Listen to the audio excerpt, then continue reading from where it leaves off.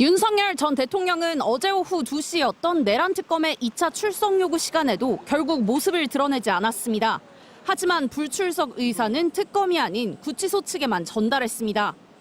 특검은 출석 여부에 대해 윤 전 대통령이나 변호인으로부터 문서나 구두로 통보가 오지 않자 교정당국에 문의해 불출석 의사를 전달받았습니다. 다만 윤 전 대통령 측은 언론에 지난번 불출석 사유서를 제출했고 상황이 변경된 것이 없다고 밝혔습니다. 지난 1차 출석 불응 때와 마찬가지로 건강상의 이유로 출석이 어렵다는 겁니다. 오후 2시 예정된 시각까지 윤 전 대통령의 출석을 기다린 특검은 곧바로 서울구치소장에게 윤 전 대통령을 오후 3시 반까지 서울고검청산의 조사실로 인치하도록 지휘하는 협조 공문을 보냈습니다. 교정당국이 강제 구인에 나섰지만 윤 전 대통령이 수용실에서 버티면서 무산됐습니다. 특검은 서울구치소로부터 윤 전 대통령이 수용실에서 나가기를 거부해 전직 대통령인 점을 고려할 때 강제적 물리력을 동원하기 난감하다는 연락을 받았다고 밝혔습니다. 이에 특검은 서울구치소 측에 다시 오늘 오후 2시까지 윤 전 대통령을 특검 조사실로 데려오도록 지휘하는 협조 공문을 보냈습니다. 구속된 피의자에 대한 인치지휘는 구속영장에 수반된 당연한 절차라고 강조한 만큼 계속 강제 구인을 시도하겠다는 입장입니다. 다만 특검은 오늘도 윤 전 대통령이 강제 구인에 불응하는 등 계속 조사를 거부할 경우 추가 조사 없이 기소를 하는 방안도 검토하고 있습니다. 어제 박종준 전 대통령 경호처장을 다시 한번 불러 조사하는 등 체포영장 집행 저지에 연루된 피의자들을 조사하며 윤 전 대통령의 구속영장이 기재된 혐의에 대한 보강 조사를 하고 있습니다. MBC 뉴스 구승입니다. 이틀 전 구구성향 한국사 강사 전한길 씨가 유튜브 채널에 윤석열 전 대통령의 영치금 계좌번호를 공개했습니다. 고독한 옥중투쟁을 이어가고 계신 윤석열 대통령님께 당신의 응원과 사랑을 전해달라며 영치금을 요구했습니다. 윤 전 대통령의 변호인인 김계리 변호사 역시 SNS에 돈 한 푼 없이 들어가셔서 아무것도 못 사고 계신다며 영치금 계좌번호를 올렸습니다. 수용자가 구치소 안에서 음식물 등을 사는데 사용하는 영치금의 개인당 한도는 400만 원. 윤 전 대통령은 계좌 공개 하루 만에 이 한도를 꽉 채운 것으로 전해졌습니다.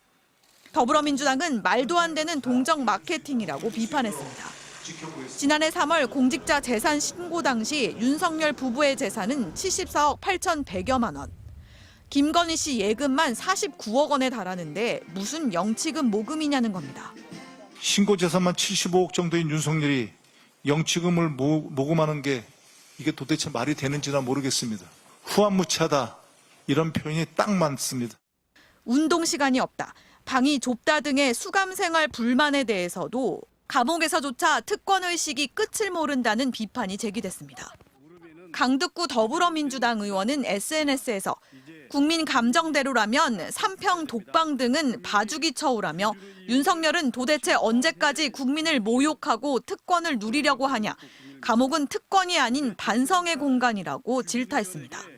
더불어민주당은 내란 수괴에게는 황제수감, 보석, 감형 등 일말의 특혜와 관용을 허용하지 않겠다며 내란 종식의 날까지 엄중히 대응하겠다고 강조했습니다.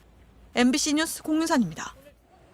내일 특검 소환 조사를 앞둔 윤석열 전 대통령 측이 인권 침해를 당하고 있다며 수감 생활에 대한 불만을 표출했습니다. 윤 전 대통령이 수감 이후 당뇨 등 지병 관련 약을 구하지 못했고 에어컨이 있는 접견실도 35도라 땀을 비 오듯 흘리고 있다는 겁니다. 또 윤 전 대통령에겐 운동 시간이 주어지지 않았다고 주장했습니다. 법무부는 전부 사실과 다르다고 반박했습니다.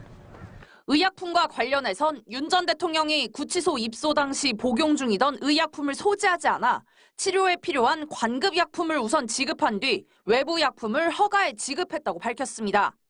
운동을 제한한 적도 없다고 못 박았습니다.